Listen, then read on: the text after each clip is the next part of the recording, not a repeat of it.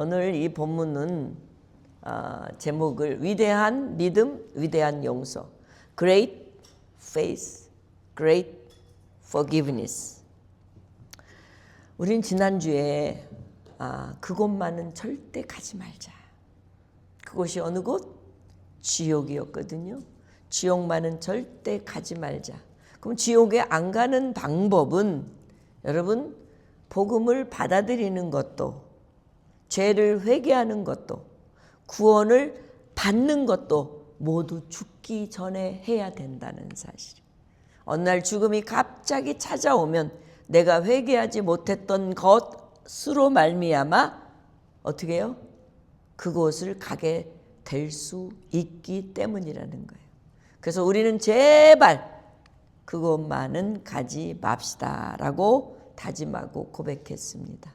여러분 한 주간 그곳만을 가지 않기 위해 어떻게 살으셨는지요? 오늘 본문은 위대한 믿음은 위대한 용서를 할 줄 아는 사람이다 라고는 사실을 나눠보려고 합니다. 본문은 예수님이 여전히 예루살렘을 향하여서, 본문 속에 예수님은 예루살렘을 향하여 온통 머릿속에 무엇이 담겨져 있냐면 한 영혼이라도, 한 사람이라도 하나님의 나라에 들어가게 하기 위해 복음을 증거하는 그것으로 가득 찼어요. 그리고 어떻게 해서든지 제자를 잘 양육해서 자기의 이 하나님을 향한 하나님 나라의 소망을 계속해서 이어가게 해주고 싶은 생각밖에 없으셨던 모양입니다. 그런데도 불구하고 이 제자들은 참으로도 이렇게 주님이 십자가를 향하여 가는 길 가운데 속에서 얘들아, 누구든지 너희가 나의 제자가 되려면 어떻게 해야 된다? 자기를 부인하고 자기 십자가를 지고 나를 따르라 라는 가르침이 있음에서도 불구하고 여전히 제자들은 자신의 영달과 야욕을 버리지 못해서 예수님께서 예수님 하나님의 말씀을 증거하다 영접한 자들에게 형제들이 용납을 안 하는 거예요. 그리고 오히려 남을 실족게 하고 세속적인 야욕과 욕망에 가득 찬 제자들의 허황된 모습을 보고 저들의 메마른 상태를 꿰뚫어 보신 예수님께서 이들의 잠든 영혼을 일깨워 주려는 주님의 수고의 사랑이 오늘 담겨져 있는 본문입니다. 그런 의미에서 보면 오늘 본문은 제자 공동체, 즉 교회 안에서 서로를 어떻게 대하며 살아야 하는지에 대한 가르침이라고 정의할 수 있습니다. 오늘 본문은 이렇게 시작합니다. 예수께서 제자들에게 이르시되 실족해 하는 것이 없을 수는 없으나 그렇게 하는 자에게는 화로다. 참 어려운 말 같아요. 그죠? 실족해 하는 것이 없을 수는 없는데 실족해 하면 화라는 거예요. 간단하게 얘기하면, 쉽게 얘기하면요. 예. 여기서 실족하다라고 하는 이 말은요, 스칸달라라고 하는데, 이 스칸달라는 여러분 쥐덫 보셨죠? 쥐덫. 쥐가 살짝만 건드리면 탁 튀겨서 지나가는 쥐를 탁 잡을 수 있는 그 쥐덫. 그것과 같이 스캔달라는 원래 짐승을 잡는 덫의 방아쇠예요. 탁 소리 나면 탁 튀겨서 딱 잡을 수 있는. 그 말은 예수님께서 사람을 실족하게 한다, 스칸달라 한다. 이것은 이런 스칸달라 하는 사람은 화가 있대. 이 화는 심판이라는 의미거든요. 그래서 화 있을진저 바리새인들이요, 화 있을진저 서기관들이요, 이 말은 너희들 심판에 있을 때는 결코 간과하지 않겠다는 의미거든요. 누구에게? 실족하는 자에게, 스캔달라 하는 자에게. 여러분 왜일까요? 이유는 사람이 사람을 실족한다는 것은 단순히 마음을 기분 나쁘게 하는 수준이 아니에요. 상대방이 믿음의 길에서 넘어지게 하거나 하나님으로부터 멀어지게 하는 것이기 때문에 이건 죄악이에요. 여러분도 상처받은 적 있죠? 그럼 여러분 상처받았으면 여러분 때문에 누군가가 상처를 받을 수 있다라는 생각해요, 안 해요? 안 하는 사람은 상당히 이기적인 그리스도인이고 오늘 본문에 화 있을 사람이에요. 상대방의 믿음의 길에서 넘어지게 하는 것이 실족게 하는 거예요. 하나님과의 관계에 멀어지게 하는 것에 이 죄악이 실족 죄악이에요. 그래서 본문은 2절에 이렇게 이어지는 거예요. 그가 작은 자 중에 하나를 실족하게 한대. 심지어 작은 자에게도, 여러분이 하찮다고 하는 사람에게도 실족하면 차라리 네 몸을 목에다가 뭐를 연자맷돌을 매서 받아 들어가는 게 낫다. 네가 죽는 게 낫다라고 표현할 정도. 그러니 이 실족의 사건은요, 대단한 큰 사건이에요. 네. 우리가 여러분 무심코 던진 말, 그리고 새 신자든 또 오래된 신자든 서로 인격체인데 인격을 무시하고 무심케 던진 말, 그리고 여러분이 교만한 태도, 그리고 배려 없는 행동, 이 작은 행동들로 인하여서 이 어린 작은 자단의 마음이 무너지고 하나님을 가까이 하려고 교회에 왔는데 교회에서 아예 다음부터는 절대 교회 안 와 이렇게 다짐하고 나가게 한다면 그 사람에게는 화 있을 거라는 거예요. 여러분, 예수님께서도요, 마태복음 16장 23절에 보면요, 베드로에게, 그렇게 제자인 수제자로 삼은 베드로에게 사단아 내 뒤로 물러가라 이렇게 할 정도예요. 그러니까 이 스캔달라는 사실은 사단이 하는 짓이지 정상적인 하나님의 사람들은 할 수 없는 일이에요. 그런데 하나님도 인정했어요. 누구든지 가능하다는 것. 사람을 상처 주고 상처받는 건 누구나 가능하다는 거예요. 근데 그게 누구 짓이냐? 영적으로 볼 때의 사단 짓이라는 거예요. 그래서 예수님께서 사단아 내 뒤로 물러가라. 너는 나를 넘어지게 스캔달라 하는 자구나. 누가요? 제자인 베드로가요. 그러면서 내가 하나님을 일을 생각하지 아니하고 도리어 사람의 일을 생각하는구나 라고 말씀한 거예요. 그렇다면 여러분이 가만히 생각해 보세요. 믿음이 있는 내가 믿음이 없는 자에게 정죄하거나 비판하거나 평가하면 그 자체가 스캔달라예요. 무섭지 않아요? 네? 우리 잘 범하는 일들이란 말이에요. 제자들도 그 당시에 특히 바리새인들과 서기관들은 너무나도 예수님도 대놓고 정죄했으니까요. 예수님도 대놓고 평가했거든요. 그러니까 여러분 개인은 인격체로 하나님께서 평가받아야, 여러분 스스로 여러분들끼리 평가해야 할 것도 아니고 비판해야 할 것도 아니에요. 여러분이 스스로 내가 맞으면 내가 맞는 거지, 내가 맞는 걸 굳이 상대방에게 맞다라고 회유하거나 맞다라고 강요할 수는 없는 거라는 거예요. 그래서 믿음이 있는 사람들로 믿음이 없는 사람을 넘어지게 하는 일은 사단이 하는 일이에요. 그래서 위대한 믿음의 사람은요, 사람을 일으켜 세우는 자예요. 위대한 믿음의 소유자는요, 자신의 믿음의 자유도 소중하고 형제들의 믿음도 소중하게 여기는 사람이에요. 사도행전에 바나바라는 인물이 나와요. 이 바나바는요, 초대교회의 중추적인 교회를 일구는 아주 귀한 일꾼이었어요. 근데 이 바나바는요, 늘 언제 어느 때 어디서나 사람을 세우고 교회를 세울 뿐만 아니라 사람도 세워 놓은 사람이라는 사실이에요. 여러분, 바울 사도가 다메섹 도상에서 예수님을 만나 꼬꾸라졌을 때에 모든 사람은 그의 악랄함을 알고 있기 때문에 안 받아들였어요. 그런데 바나바가 나서서 바울을 제자들에게 소개하면서 그가 다메섹 도상에서 예수님을 만나 변화된 것을, 예수 그리스도를 믿는 자로서 변화된 것을 다리를 놔준 사람이 바로 바나바예요. 그뿐만 아니에요. 바울이 다소 자기 고향으로 돌아가 있을 때에 이방 교회를 세우고자 할 때에 바나바는 바울의 다소까지 친히 가서 그를 데리고 와 함께 동역을 요청한 사람이에요.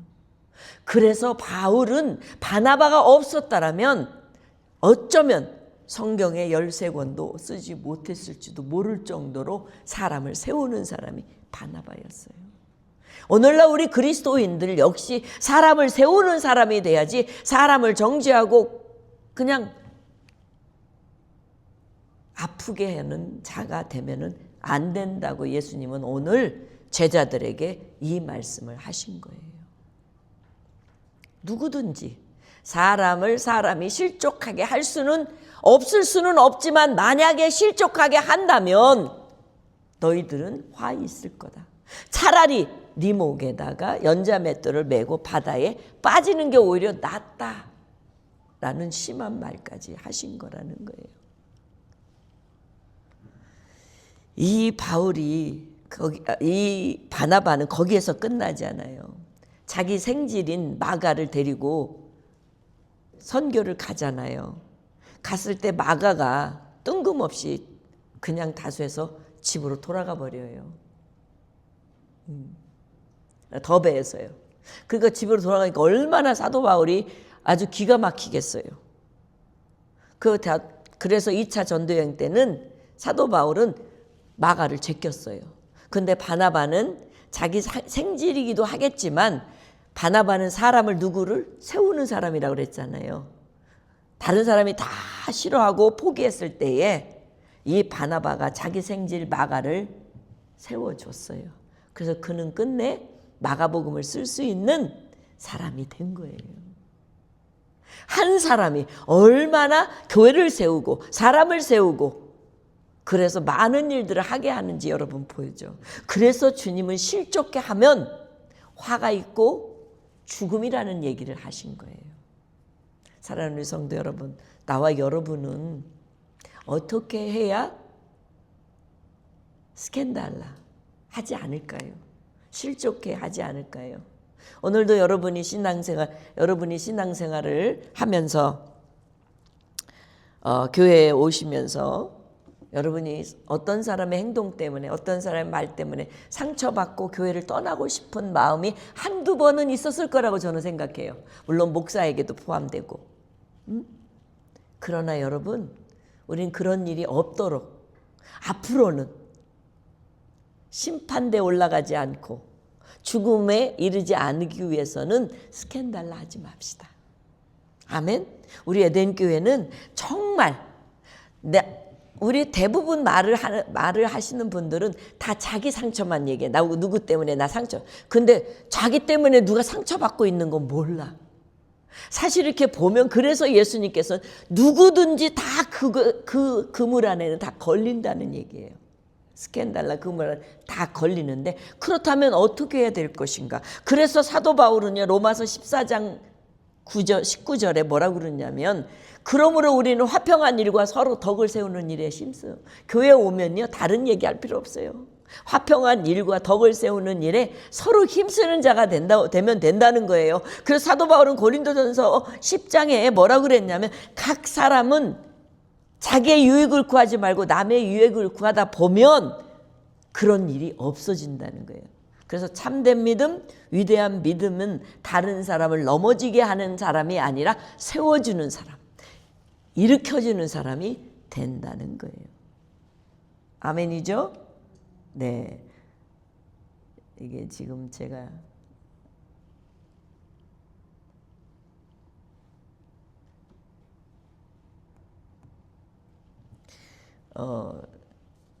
이게 문제가 조금 있네요. 쏘리. 예. 그래서 우리는 오늘도 우리의 삶의 환경은 죄와 슬픔이 많은 불완전한 세상이에요. 이 불완전한 세상 속에 하나님은 서로 상처 주지 않고 서로 사랑하고 서로 화평한 일과 덕을 세우기 위해 교회라는 공간을 세워주셨어요. 그래서 교회는 적어도 밖의 세상과는 달라야 된다는 사실이야. 상처를 주는 일을 피하고 서로 스캔들하지 않는 일을 해야 된다는 거예요. 그렇다면 이 악순환은 지속해서 지금 2000년 교회사에서부터 지금까지 끊임없이 이어져 와요. 그렇다면 어떻게 하면 이 놀라운 사실을 벗어날 수 있을까? 남을 상처 주고 고통 속에서 벗어나게 할 수 있는 유일한 길은 뭘까? 오늘 주님은 말씀하세요. 실족해 하지 않게 하기 위해서는 뭐 해야 되느냐? 너희는 스스로 조심하라.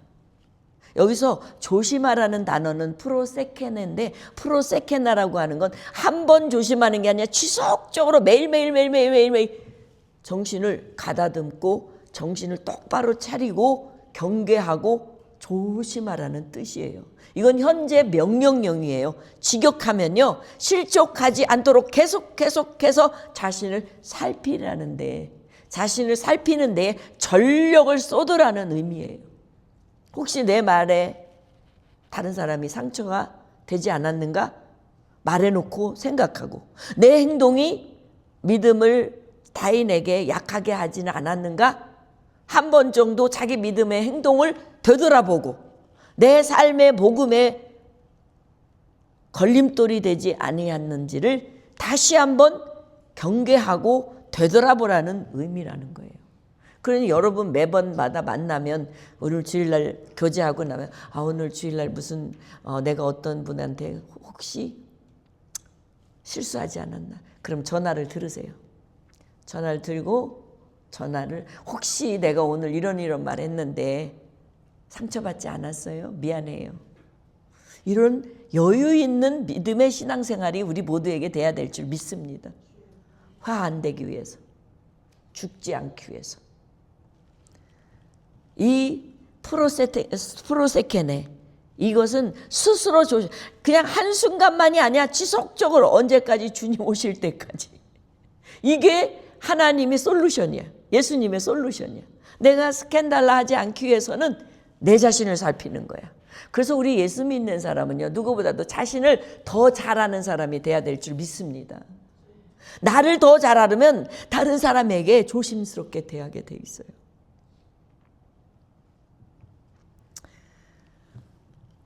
그래서 우리 주님께서는 이렇게 말하는 거예요. 내 형제가 만일 말이야 죄를 범하였다 쳐. 그러면 그 죄에 대해서 너가 경고해라. 여기서 경고하라는 단어는 에피티마오인데, 이거는 책망하거나 경고하는 것을 의미해요.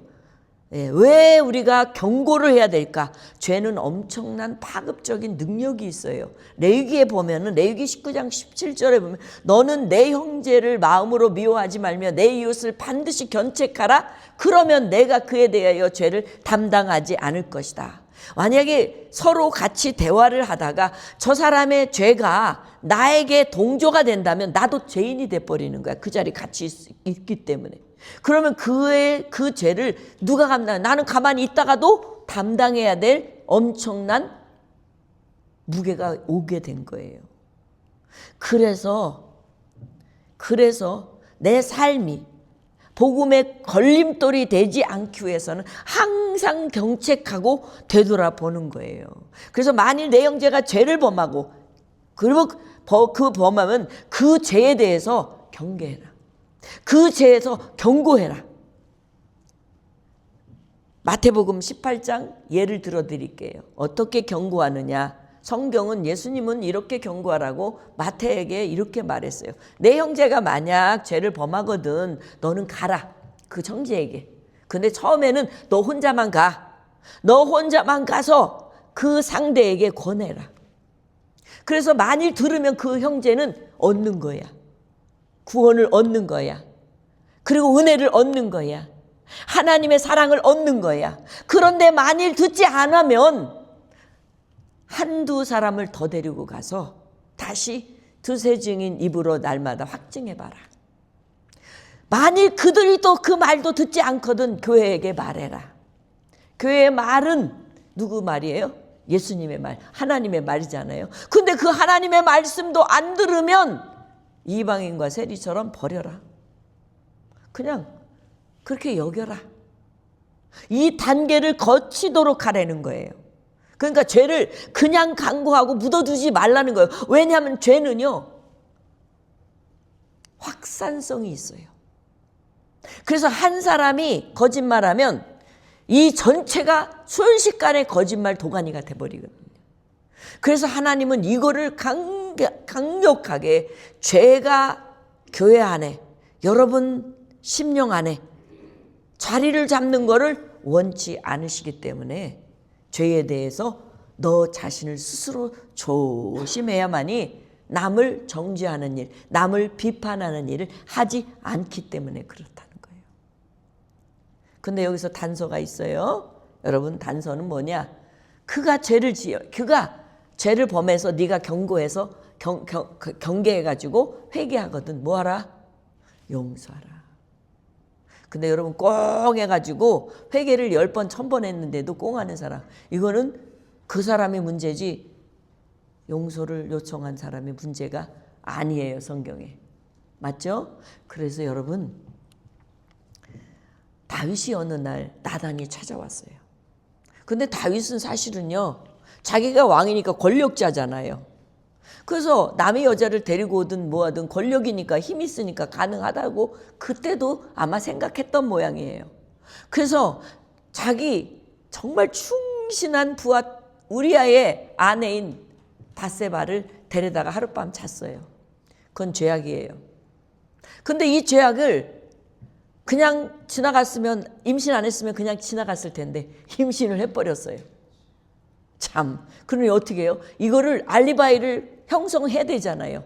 내 애가 아니라 그 집 부부의 애라고 하기 위해서 우리아를 불렀어. 군대에 가서 불러서 하루 저녁 자기한테 이 우리아는 얼마나 충신인지, 아니 밖에서 나라를 지키기 위해 같이 싸우는데 전우들도 있는데 내가 뭐라고 편하게 내 아내를 끼고 잘 수 있어? NO! 해버린 거야.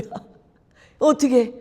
그래서 어쩔 수 없이 그의 손에 죽는 그 오더를 보내고, 그는 끝내 그 오더에 맞춰 전방에 배치돼서 화살 바지가 되어 죽게 되었거든요. 근데 뭘로 왔어요? 완전 범죄인 줄 알았어요. 다윗은 완전 범죄일 거라고 상상을 하고 절대 아무도 모르게 했어요. 누구는 알아요? 하나님은 알고 계셨어요. 나단을 보내셨어요. 나단한테 100마리의 그 양을 얘기하면서 99마리의 양을 가지고 있는 부자가 한 마리의 애지중지 사랑하는 그 한 마리의 양을 가지고 있는데, 어느 날 부자의 손님이 왔다. 근데 자기 양 9마리 중에 하나 잡아야 되는데 안 잡고 한 마리 가지고 있는 그 사람의 양을 빼앗아서 대접했대. 그러니까 화가 난 거야, 다윗이. 어떤 놈이 그렇게 나쁜 짓을 해? 바로 당신이요 라고 했을 때 여러분 같았으면 어떻게 했을까요? 자기 권력자예요. 선지자 하나 죽이는 거 우스워요. 그런데 놀랍게도 오늘 사무엘하 12장 13절에 다윗이 나단에게 이르되 내가 여호와께 죄를 범하였노라 하며 나단이 다윗에게 말하여 하나님 앞에 죄를 행했다고 딱 무릎을 꿇은 거야. 그러니까 여태까지 나단을 통해서 하나님께서 벌칙을 주시려고 했다가 다 거두시고 단 태어난 아들은 죽게 하셨다는 사실이에요. 여러분, 다윗은요 변명하지 않았어요. 자기의 죄악이 드러났을 때, 만천하에 드러났을 때 변명하지 않았어요. 오히려 회개를 선택했어요. 하나님과의 관계 회복을 먼저 우선 삼았다는 거예요. 그래서 우리가 스스로 점검해야 되는 부분은 내가 회개할 때를 절호의 찬스를 갖는 것이고 중요한 거고, 용서를 구할 때가 가장 중요해서 그 용서하는 자는 하나님도 용서해 주시기, 회개하는 자는 용서해 주시기 때문에 용서해 줘야 된다는 거예요. 변명으로 거절하지 않고 회개한 이런 사람은 여러분이 용서하라 그런 거예요. 용서하라, 아피엠이 이것은 이 RPM이라고 하는 이 단어를 이 용서에 썼는데요. 이 용서라는 이 단어 속에는 죄를 모두 탕감해 준다는 뜻이에요. 다시 그 죄를 다시 불러서 너 죄 옛날에 졌지? 이리 와. 그것도 갚어. 이게 아니라는 거예요. 완전히 탕감해 준 거예요. 그래서 오늘 본문 4절에 만일 하루에 7번이라도 내게 죄를 짓고 7번 내게 와서 돌아온다 해도 너는 회개했으면 용서하라는 거예요. 그래서 위대한 믿음의 사람은 용서를 위대하게 해주는 것이 진정한 위대한 믿음의 사람이라는 사실이에요. 할렐루야. 사랑하는 성도 여러분, 여기서 7번이라고 하는 건 7이라는 숫자는 하나님께는 완전 숫자입니다. 하나님께는 완전 숫자인데 이 완전 숫자는 하나님께서 누구를 용서하실 때, 우리를 용서하실 때에 완전하게 용서해 주셨습니다. 그래서 십자가의 용서는 여러분 죽을 때까지 그 십자가를 붙들면 영원히 사는 능력이 십자가에 있는 것인 줄 믿습니다. 사랑하는 성도 여러분, 십자가는 그냥 있는 게 아닙니다. 예수 그리스도께서 여러분과 나 1000만 번, 억만 번 죄를 지어도 용서할 수 있는 능력의 십자가라는 사실입니다. 그걸 믿으십니까? 당시 유대인들의 전통적인 가르침은요, 3번 정도의 용서가 최상의 요구였습니다. 그리고 그 당시에 관용이었습니다. 그러나 예수님은 7번이라는 숫자를 집어넣어서 용서의 한계를 없애버렸습니다. 용서, 완전한 용서, 끝없는 용서를 요구했다는 거예요. 왜 그렇게 요구하셨을까요? 예수님은 마태복음 6장 14절에서 16절에 이렇게 말씀하셨어요. 너희가 사람의 잘못을 용서하면 너희 하늘 아버지께서도 너희 잘못을 용서하시려니와 너희가 사람의 잘못을 용서하지 않으면 너희 아버지께서도 너희 잘못을 용서하지 않을 거다. 무한대로 용서를 해놨는데 우리가 내 마음에 드는 사람만 용서해주고 내 마음에 들지 않는 사람은 용서 안 해주면 하나님도 너의 마음처럼 똑같이 해주겠다는 거예요. 슬프잖아요. 그죠? 그래서 용서는 RPM이 놓아주는 것, 풀어주는 것, 빛을 탕감해주는 것, 그리고 자유롭게 해주는 거예요. 그래서 용서라는 단어를요, 여러분 기분 좋으라고 기분을 풀어준다는 의미로 사용하면 안 되는 거예요. 죄인을 붙잡아 두지 않고 자유롭게 보내주시는 우리 아버지, 그게 바로 진정한 용서라는 거예요. 6장 12절에 보면 마태복음 우리가 우리 죄에 지은 자를 사하여 준 것 같이 우리 죄를 사하여 주옵소서. 여러분이 주기도문에 보면 여러분에게 뭐라고 고백해요? 우리가 주님이 나를 먼저 죄를 사해 주셨기 때문에 나도 마땅히 누군가의 죄를 지었을 때 용서해 줘야 된다라고 하는 이 단서를 주님은 매일같이 기도문 속에 고백하도록 하셨다는 거예요. 혹시 여러분 용서하지 못한 거 있습니까? 내 남편이 옛날에 고질적에 옛날에 고질적에 죄를 지었던 거든지, 아니면 여러분 자식이 속색이고 그랬던 거 아직도 울고, 저도 그렇더라고요. 울고 먹고 애 마음 상하게 하는지, 여러분 친구들끼리 그러놓고서나 용서해 주지 않고 아직도 담 쌓고 쌓는 일이 있는지, 오늘 주님은 이거를 점검하도록 오늘 메시지를 주시는 줄 믿습니다. 여러분 그걸 가지고 울겨 먹으면 하나님도 나에게 그걸 가지고 울겨 먹어요. 왜냐하면 사사기에 보면 예수님께서 7 족속을 다 싸그리 다 죽이라고 그랬거든요. 아말리 족속, 아모리 족속 다 그랬는데 가서 보니까 어머, 그 사람들이 가지고 있는 굉장히 자기들이 쓸만한 것들이 많거든.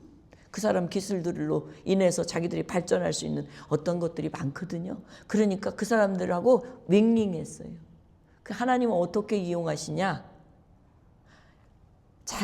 당신의 자녀들이 죄를 지을 때에 그들을 불러일으켜서 그들 보고 치고 와서 그들을 빼앗아 가고 그들을 죽이도록 하셨어요. 사랑하는 성도 여러분, 하나님의 우리를 향한 용서는 완벽한 용서, 영원한 용서, 다시 그것을 끄집어내지 않는 것이라는 사실을 여러분 믿으시길 바랍니다. 그래야지만이 여러분의 영적 눈이 활짝 열려 주님을 볼 수 있는 눈의 영의 사람이 될 줄 믿습니다. 저도 오늘부터 우리 남편한테 사용했던 과거의 것들을 다 버릴 겁니다. 여러분도 다 버리시기 바랍니다.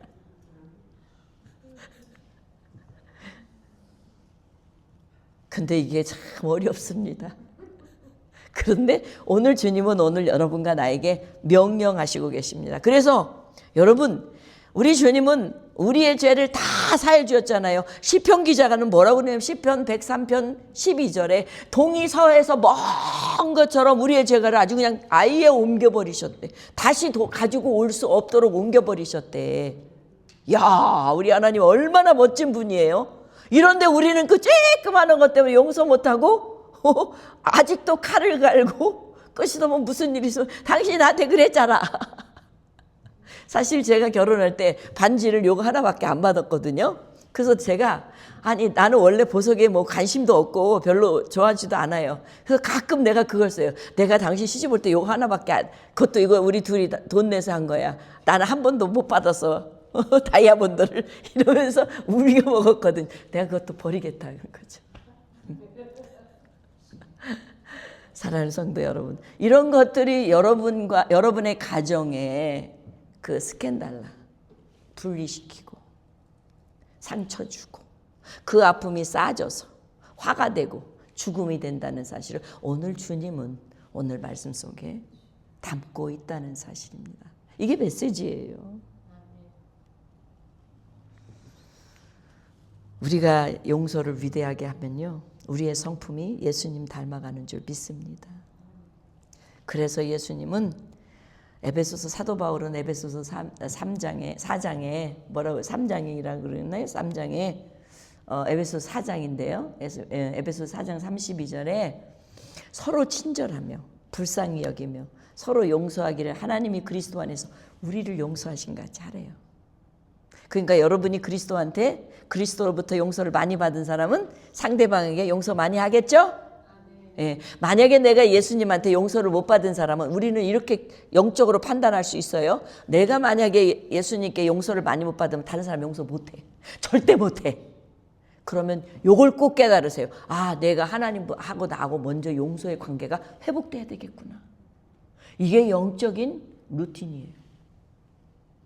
사랑하는 성도 여러분, 그래서 이 바울 사도는요, 고린도전서 3장 13절에 14절에 주께서 너희를 용서한 같이 너희도 그리하고 너희도 누가 누구에게 불만을 있거든 서로 용납하여 피차 용서하되 주께서 너희를 용서하신 것 같이 너희도 그리하라. 이 모든 것 위에 뭘 더하라고요?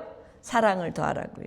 왜? 주님은 그 모든 것 위에 십자가 사랑으로 우리를 꽁꽁 묶어 놓으셨기 때문에 우리 또한 서로 용서해주고 사랑으로 꽁꽁 묶으시길 바랍니다. 오늘부터 여러분의 가정의 부부가 바뀌고 여러분의 가정의 자녀의 관계가 바뀌고 여러분의 만남의 친구들의 관계가 바뀌는 능력이 오늘 말씀 속에서 충만하기를 주의 이름으로 축복합니다. 다른 사람을 용서할 수 있는 사람은 나도 용서할 수 있어요. 그리고 나도 용서받을 수 있어요. 용서는 상대의 자격이기 때문이 아니라 하나님의 크신 사랑, 그 은혜를 기억하는 사람만이 할 수 있는 것이 용서예요. 여러분이 잘 알다시피 요셉이 있잖아요. 요셉은 얼마나 어린 시절에 그 아버지의 편애의 사랑 때문에 형들에게 미움을 받았어요. 그래서 끝내는 형들의 미움을 받아서 죽이려다가 팔아버렸어요. 그래서 젊은 시절에 외로운 인생을 살았어요. 혼자 자수성가해야 되니까 남의 집에 일하다가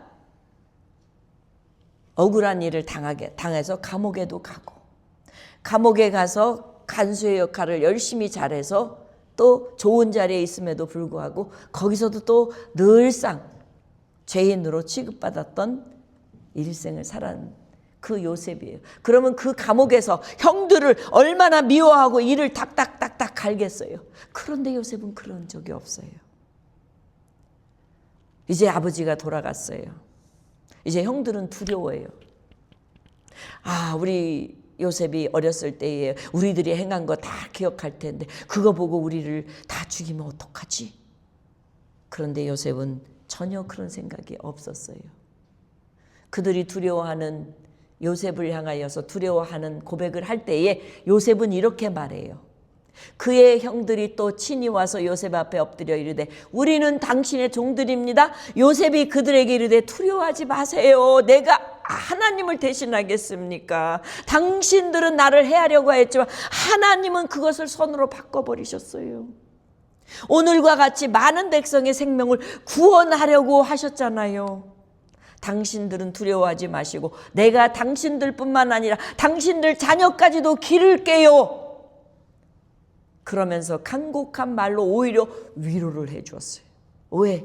요셉이 어떻게 그럴 수가 있을까? 하나님께로부터 받은 사랑이 엄청 크기 때문에 그 큰 그릇에 그렇게 고백할 수 있었다는 거예요. 사랑하는 성도 여러분, 오늘 우리도 이처럼 요셉뿐만 아니라 용서가 있는 곳에는 공동체가 살아납니다. 이 용서 때문에 그 가정이 회복되지 않았습니까? 이 용서 때문에 그 가정에 치유가 일어났습니다. 이 용서 때문에 그 가정의 믿음이 하나님께서 세우시는 능력의 믿음이 될 수 있었습니다. 이처럼 예수님께서도 자기의 십자가를 치고 못을 박은 자들을 용서해달라고 그 십자가에 달린 피가 뚝뚝 떨어지는 그 상황 속에 기도의 본을 우리에게 보여주셨습니다. 사랑하는 성도 여러분, 세상은 힘있는 사람이 위대하다고 말합니다.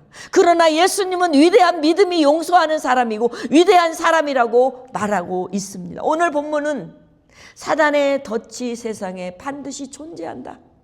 여러분 기억하라. 그러나 그 덫을 만드는 사람이 되어서는 안 된다. 그러기에 네 자신 항상 살피고 형제를 사랑으로 바꾸어라. 진정한 회개가 있을 때는 반드시 용서를 하는 완전한 용서, 영원한 용서를 해주고 너의 감정적으로 억누르는 그런 용서가 아니라 하나님께서 너에게 향했던 그 용서를 그대로 해라 라는 아버지의 가르침입니다. 결론은 위대한 믿음의 사람은 위대한 용서자입니다.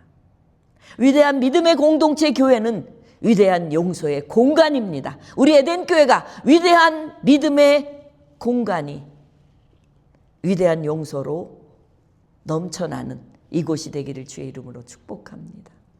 에덴교회 교회 여러분, 예수님의 말씀에 따라 사람을 세워주는 믿음, 자신을 먼저 돌아보는 믿음, 끝까지 용서하는 믿음의 사람이 되십시오. 용서는 악한 사람이 하는 일이 아니라 믿음의 큰 사람이 하는 일입니다. 진정한 용서는 인간의 힘이 아니라 하나님을 신뢰하는 믿음에서 나옵니다. 그러므로 위대한 믿음은 반드시 위대한 용서를 낳고 위대한 용서는 하나님 나라의 공동체를 세우는 열매가 됩니다. 한 주간 하나님의 은혜로 받은 십자가의 사랑을 여러분 기억하시며 상처 입은 사람을 내 마음의 감옥에서 풀어주시고 심판은 하나님께 맡겨놓으시고 말씀을 순종하는 나와 여러분으로 위대한 믿음의 사람, 위대한 용서자로 오늘 또 승리하는 나와 여러분이 되기를 축복합니다. 기도하겠습니다.